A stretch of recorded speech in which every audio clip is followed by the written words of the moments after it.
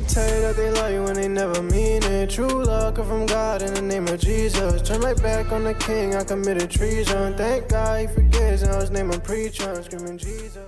What's up, YouTube? You're Inside the Edge, and I'm back with another video for you guys. And if you're new to the channel, be sure to subscribe, drop a like, drop a comment. It helps my channel grow. I will be covering some more NBA content as soon as the NBA season arrives, which should be coming up in the next few weeks, probably next month. I'll definitely start getting into some NBA talk. But in the meantime, guys, it's football season. We've been ready for this. It's time, man. And for New England fans, it's that time. And just to jump right into it, guys, I'm going to get right into it. Patriots Nation, definitely be sure to subscribe to this channel because I will be dropping content weekly, talking about the Patriots. And looking at yesterday's game, guys, we've loved what we've seen so far. Yesterday we seen all phases of this football team play at a high level, not just the offense and defense, but just special teams. Everyone played a contributing factor. And Jacoby Brissett, I just love how he came into Cincy with this attitude of, we're going to rally up the guys. I'm going to make sure that this offense is set. I'm going to, take charge in the huddle, make sure everyone's lined up. This was a game where the Patriots, we actually looked at ready, and that's what I think made me more excited, was just seeing how ready we were, seeing how disciplined we was. Jacoby Brissett, he led by example. Looking at the stats, he was 15 for 24. He threw for 121 yards. No TDs, but the most important thing is no interceptions. And I think that's why, Elliott Wolf, Jerod Mayo wanted to bring in Jacoby Brissett, because he's a quarterback that's not going to lose you games, and he's not a guy that's going to turn the ball over. And a lot of credit to Jacoby Brissett and what he did last night. And here's just a few words of what he said in his post-game interview. We said it before the game. It's like it's going to be a certain point in the game where we're just going to overpower them. We're going to just outcondition them and do all the little things right more than them because of all the work that we put in. And I think that was on display. Everybody in the stands knew we were running the ball at the end of the game, and we still get first down after first down. We're there in passing situations, and our defense is hunting down the quarterback and taking away their best players and limiting a really good quarterback. Once you do that, that's the identity we want to create. And I think we did that. And like I said, guys, Jacoby Brissett, he leads by an example, and I just loved a lot of things that he did yesterday. I know he avoided probably like 4 sacks. He turned a lot of possible sacks into positive yardage. That was pretty good to see by Jacoby Brissett. He still has those wheels on him.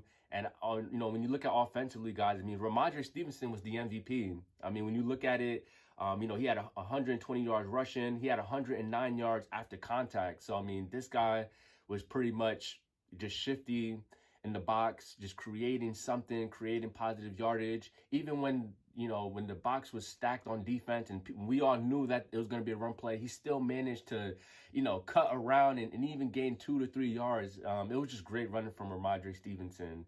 But for this Patriots team, guys, I'm excited. This is what we wanted to see.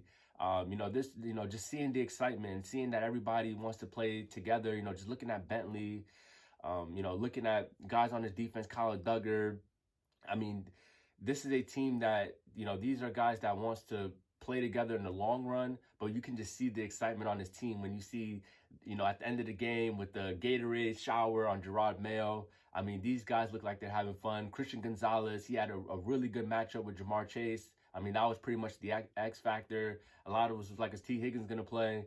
But with him not playing, it just, made the game plan easy to just slow down Jamar Chase and force other guys to make plays. And I think Christian Gonzalez, he's back to business. I think Jamar Chase had 2 catches for like 14 yards.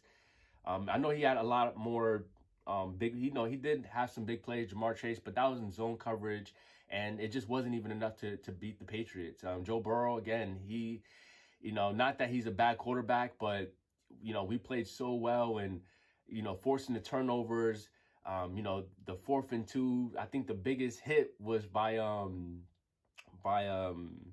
not Marcus Jones, Jonathan Jones on that 4th and 2. When I seen that hit, that's when I had to get up. I was like, all right, I don't think I sat back down after that hit, but the intensity on defense, the effort, even when you look at offense, guys, the whole game plan was dominating at the line of scrimmage. That was the whole game plan for this game, and it worked. And it was kind of frustrating. I know a lot of us there were some plays where you're like, this is definitely a run. Can we do something creative?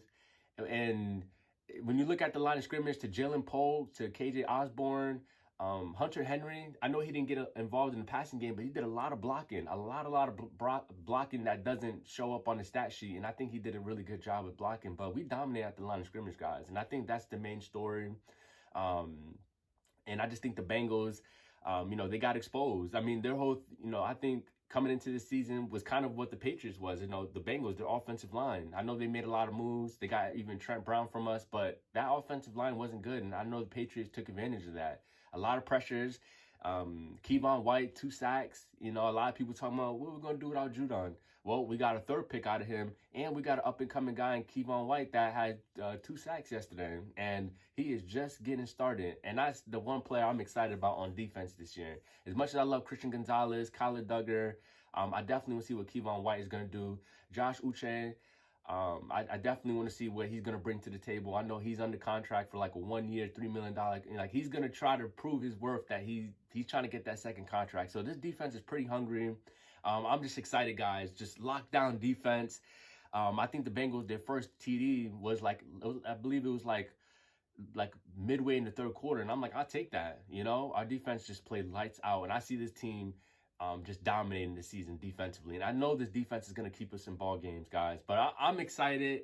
I'm trying to think what else can I kind of talk about. I mean, I think the one thing that I would say is I would hope in the next game versus Seattle that we can see a lot more passing, a lot more play action, see some more passing going on, because we didn't see a lot of connections. I know KJ Osborne was trying to connect with Brissett early in the game, but that didn't really work out. But this was a game of running the football, pounding the football.